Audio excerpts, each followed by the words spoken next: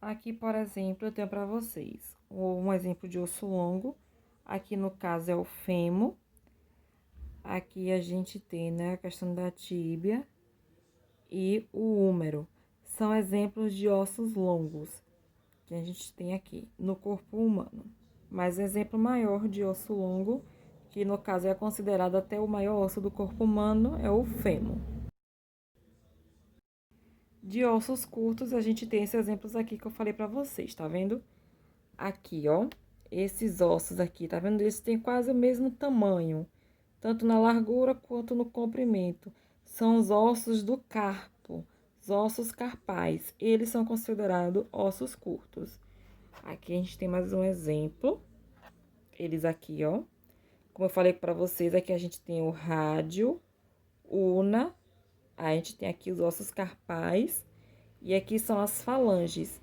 Esses aqui são os metacarpos.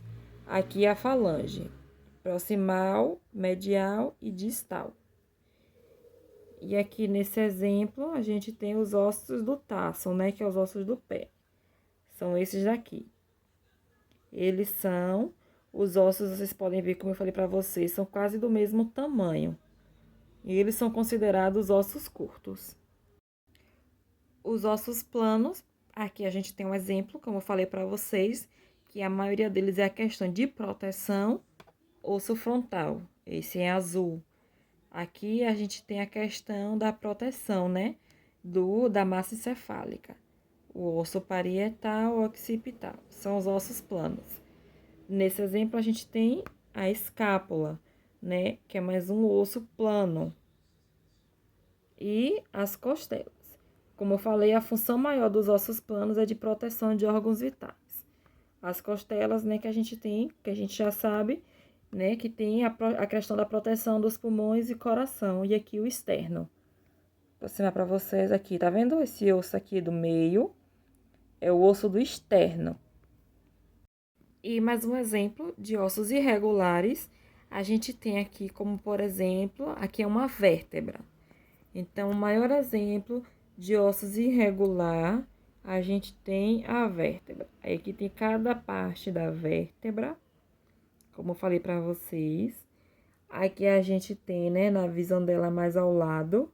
Aqui, no caso, ela tá de lado, a vértebra. E aqui está na frente.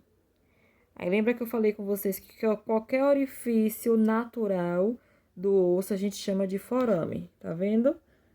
O orifício aqui, esse é bem maior, mas é um orifício natural, forame vertebral. Mais um exemplo, aqui no caso são os ossos sesamoides. A imagem não ficou muito legal, mas aqui vocês podem ver que o exemplo dele é a patela. Tá vendo esse ossinho aqui, ó, redondinho na frente? Aqui é o fêmur, e aqui já a parte, né, do osso da perna, aqui tá a patela, logo na frente. A patela, ela é um exemplo de osso sesamoide. E aqui a gente tem mais dois exemplos, tá vendo? Esses dois ossinhos aqui também, que na parte, né, abaixo do pé, a gente tem, são os ossos sesamoides. Mas quando eu perguntar para vocês a respeito de exemplos de osso sesamoide, basta colocar o osso da patela. Aqui, a gente tem como exemplo os ossos suturais. Como eu falei, são os ossos que fazem parte da sutura craniana. Aqui a gente tem um exemplo, tá vendo? Sutura sagital, o furinho, como eu falei para vocês, o orifício, que a gente chama de forame. E aqui a gente tem os outros tipos de osso. Osso sutural ou interparietal, que esse daqui, tá vendo? Ele faz essa união das suturas do crânio. Além disso, a gente tem a sutura lomboide também. A gente tem mais outro exemplo aqui de osso sutural. A gente tem a sutura occipital transversa, que é essa aqui atrás, onde faz a junção do occipital com o temporal e parietal.